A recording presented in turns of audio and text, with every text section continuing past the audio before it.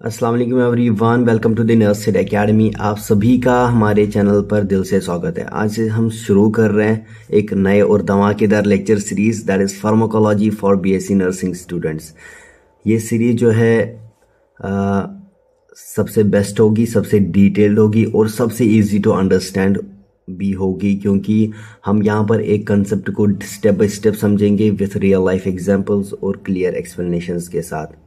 और आज का दिन बहुत स्पेशल है क्योंकि आज हम इस सीरीज का पहला लेक्चर स्टार्ट कर रहे हैं। आज के लेक्चर में हम इंट्रोडक्शन से स्टार्ट करेंगे, फार्माकोलॉजी का बेसिक कंसेप्ट समझेंगे जो आगे के टॉपिक्स को क्लियर करने के लिए बहुत इंपॉर्टेंट है, बहुत ज़रूरी है।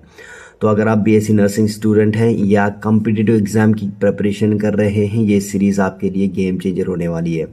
और एक इम्पॉर्टेंट थिंग कि अगर आप चैनल पर नए हैं, क्योंकि सब्सक्राइबर बहुत कम है, बहुत ज़्यादा कम है, तो चैनल को प्लीज़ लाइक करें, सब्सक्राइब करें और अपने दोस्तों के साथ ज़रूर शेयर करें ताकि सभी स्टूडेंट्स को इसका बेनिफिट मिल सके। तो बिना टाइम वेस्ट के हम स्टार्ट करते हैं general introduction to the pharmacology.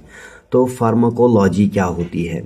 जैसा कि आप सबको पता होगा, फार्माकोलॉजी के लिटरल मीनिंग से अगर हम स्टार्ट करें तो ये फार्माकोलॉजी जो वर्ड है इसमें 2 ग्रीक वर्ड से मिलके ये बनता है, दैट इज़ फार्माकॉन जिसका मतलब होता है ड्रग, और लॉगोस जिसका मतलब होता है स्टडी करना या फिर किसी चीज़ की, यहाँ पे ड्रग है उसकी नॉलेज होना। जब हम ड्रग्स की नॉलेज रखते हैं, ड्रग्स को स्टडी करते हैं, ये इस लिटरल मीनिंग से पता लगता है कि जब हम स्टडी करते हैं, जब हम नॉलेज रखते हैं अब हमारे पास किस चीज़ की, ड्रग की, ठीक है, उसको हम क्या बोलते हैं? उसको हम फार्माकोलॉजी बोलते हैं। ये हो गई लिटरल मीनिंग। अगर मैं डेफिनेशन देखूं, ये जो फार्माकोलॉजी है इसको मैं कैसे डिफाइन कर सकता हूं? ठीक है, डिफाइन कैसे कर सकते हैं हम फार्माकोलॉजी को?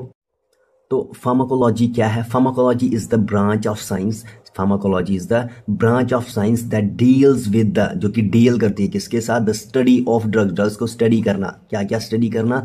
Including their sources, chemical properties, actions मतलब mechanism of action, therapeutic uses मतलब डिजीज को ट्रीट करना, and effects on the body, कौन कौन से इफेक्ट्स हमारी बॉडी में ड्रग के होते हैं, इन सब को स्टडी करना फार्माकोलॉजी कहलाता है। It also explains how drugs interact with the body, drugs body के साथ, बॉडी में एंटर करते, बॉडी के साथ इंटरैक्ट कैसे करते, बातचीत कैसे करते हैं, ताकि to treat diseases and improve health, diseases को ट्रीट करना और इम्प्रूव हेल्थ को इम्प्रूव करने के लिए ये जो इंटरैक्शंस करते हैं, जब हम इन सारी चीज़ों को एक्सप्लेन करते हैं तो हम बोलते हैं हम फार्माकोलॉजी पढ़ रहे हैं, हम लिटिल नॉलेज रख रहे हैं फार्माकोलॉजी का। ठीक है, अब देखो फार्माकोलॉजी का सिंपल मतलब क्या है कि मेडिसिन का स्टडी करना। ठीक है, सिंपल सी बात है। जब हम मेडिसिन या ड्रग का साइंस जब मतलब स्टडी करते हैं उसको हम क्या बोलते हैं? फार्माकोलॉजी। ये बताता है कि दवाइयाँ मतलब मेडिसिन मतलब ड्रग्स कैसे काम करती हैं, बॉडी पर क्या इफेक्ट डालती है और उनका यूज किस तरह से होता है, तो ये होता है फार्माकोलॉजी। ऐसे समझो कि आपके सामने एक पेन किलर टैबलेट है, ठीक है, अगर किसी का सर दुख रहा हो तो वो पेन किलर खा लेगा, लेकिन वो कैसे काम करेगा? क्या पेन किलर डायरेक्ट दर्द को बंद कर देता है? नहीं, ऐसा नहीं होता। उसके पीछे एक पूरा प्रोसेस होता है जो फार्माकोलॉजी में हम पढ़ते हैं, फार्माकोलॉजी उसको एक्सप्लेन करती है।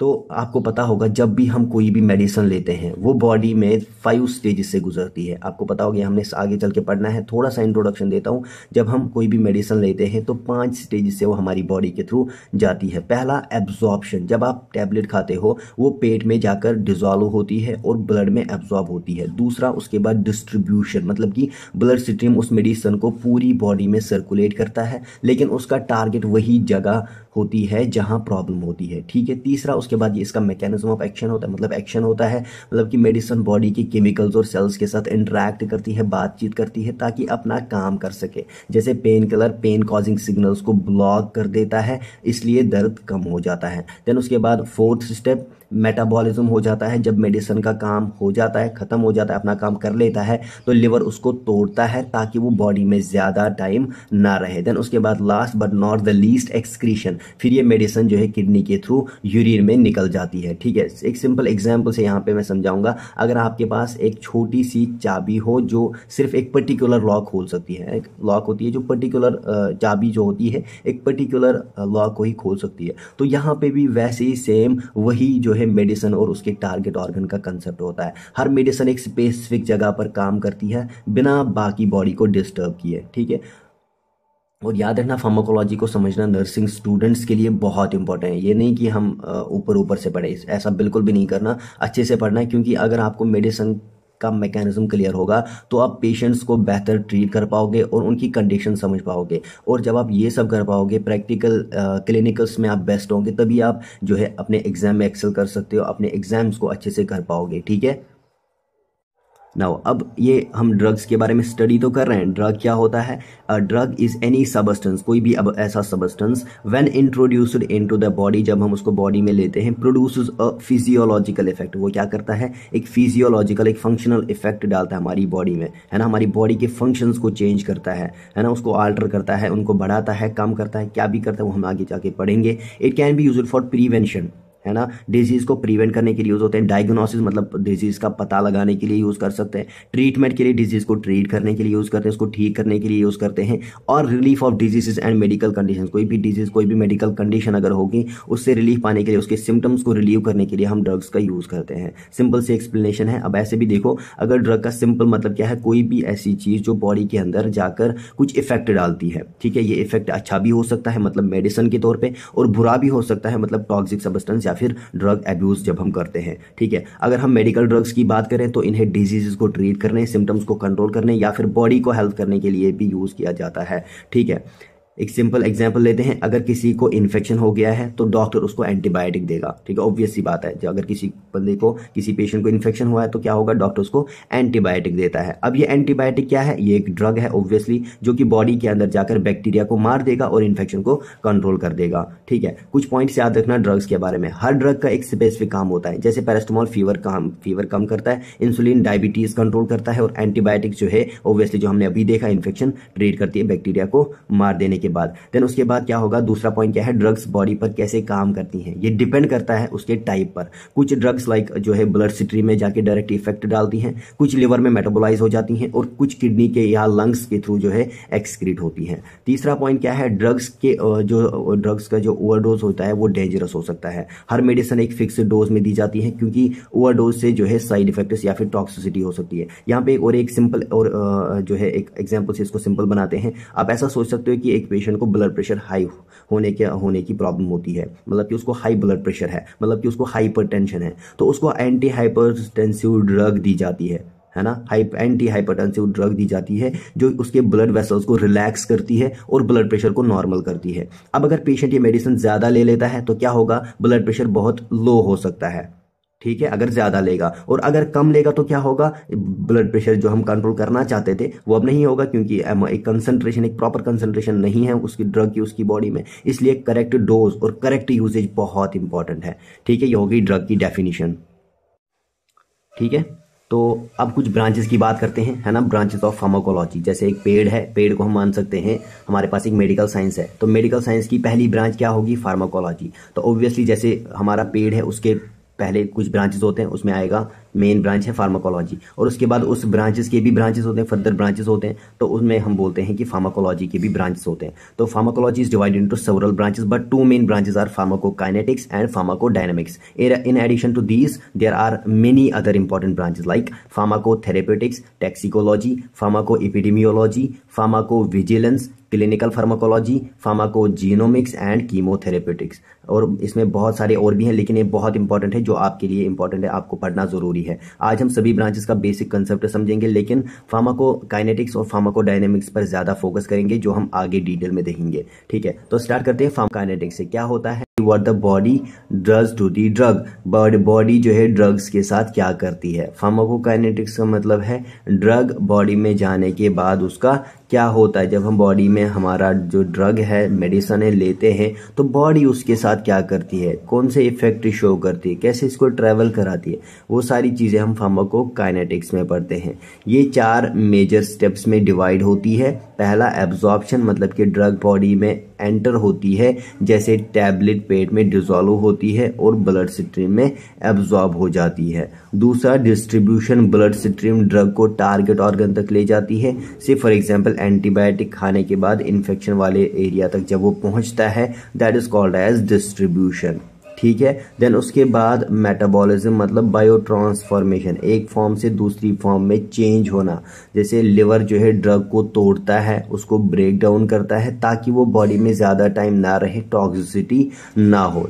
आपको पता होगा, सिर्फ फॉर एग्जांपल अल्कोहल जब हम लेते हैं तो वो क्या होता है, लिवर में मेटाबोलाइज हो जाता है, लिवर में उसकी जो है चेंज होती है, ब्रेक डाउन होता है। देन उसके बाद last but not the least excretion, drug body के बाहर निकल जाती है ना। एक्सक्रीशन मतलब कि एलिमिनेट करना, बॉडी से ड्रग एलिमिनेट होना। मोस्टली जो कहा जाता है कि ये किडनी के थ्रू यूरिन में होता है ना, यूरिन के थ्रू बाहर निकल जाता है और किडनी से हो जाता है। सिर्फ फॉर एग्जांपल अगर मैं बात करूं पेन किलर्स की, वो क्या करते हैं, वेस्ट फॉर्म में किडनी से जो है बाहर निकल जाती हैं। याद रखना है फार्माकोकाइनेटिक जो है एक रोड मैप जैसा होता है, रोड मैप जैसे काम करता है हमारी बॉडी में ड्रग्स के लिए, जो बताता है कि मेडिसिन या फिर ड्रग बॉडी के अंदर कैसे ट्रैवल करती है। ठीक है, ये होता है फार्माकोकाइनेटिक। छोटा सा मैंने आपको इसका जनरल इंट्रोडक्शन दिया है, इसका हमने डिटेल में समझना है। अब दूसरा ब्रांच क्या है, फार्माकोडायनेमिक्स। फार्माकोडायनेमिक्स का मतलब होता है what the drug does to the body. Dynamics के डी से याद रखोगे, what the drug does to the body. तो हम क्या कह सकते हैं, फार्माकोडायनेमिक्स क्या होता है, फार्माकोडायनेमिक्स का मतलब क्या होता है।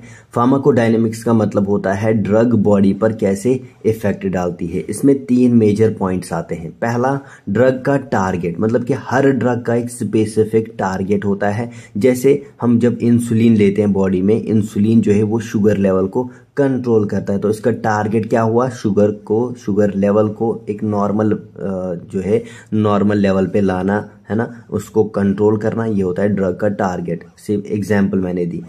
दूसरा, ड्रग का मैकेनिज्म, मतलब कि कुछ ड्रग्स जो है डायरेक्ट एक्शन करती हैं, है ना, कुछ डायरेक्टली एक्ट करती हैं। जैसे पेन किलर जो है पेन सिग्नल्स को ब्लॉक करके पेन को रिलीव करते हैं। तीसरा, ड्रग का इफेक्ट, मतलब इफेक्ट जो है 2 तरीके का हो सकता है। एक इफेक्ट जो है वो पॉजिटिव भी हो सकता है, मतलब जिसको हम थेरेप्यूटिक इफेक्ट बोलते हैं, या फिर नेगेटिव भी हो सकता है जिसको हम साइड इफेक्ट बोलते हैं। ठीक है, से फॉर एग्जांपल बीटा ब्लॉकर्स का नाम आपने सुना होगा, जो कि ब्लड प्रेशर कंट्रोल करने के लिए यूज होती हैं, लेकिन उनका भी जो है साइड इफेक्ट हो सकता है, जैसे डिजीनेस। तो ये हो गए हमारे फार्माकोकाइनेटिक्स एंड फार्माकोडायनेमिक्स। थोड़ा सा मैंने बस इंट्रोडक्शन दिया है, इनको हम डिटेल में आगे चल के देखेंगे। नाउ अब बात करते हैं फार्माकोथेरेप्यूटिक्स की, और भी इंपॉर्टेंट ब्रांचेस जो मैंने कहा था, फार्माकोथेरेप्यूटिक्स। फार्माकोथेरेप्यूटिक्स का मतलब होता है मतलब therapeutic use of the drug. ये ब्रांच बताती है कि ड्रग किस डिजीज के ट्रीटमेंट के लिए यूज होती है। से फॉर एग्जांपल एंटीबायोटिक्स किस लिए यूज करते हैं, बैक्टीरियल इन्फेक्शन के लिए ऑब्वियसली। पेन किलर्स किस लिए, दर्द कम करने के लिए यूज करते हैं। और इंसुलिन मतलब कि जो उसको हम डायबिटीज के लिए यूज करते हैं। जब हम इन सारी चीजों को पढ़ते हैं तो इस ब्रांच को हम क्या बोलते हैं, फार्माकोथेरेप्यूटिक्स। ये प्रैक्टिकल अप्रोच देता है, मतलब जो थेरेप्यूटिक्स होता है, therapeutics branch of the pharmacology क्या करता है, हमें जो है ये एक प्रैक्टिकल अप्रोच देता है कि कौन सी मेडिसिन किस कंडीशन में यूज होती है ना।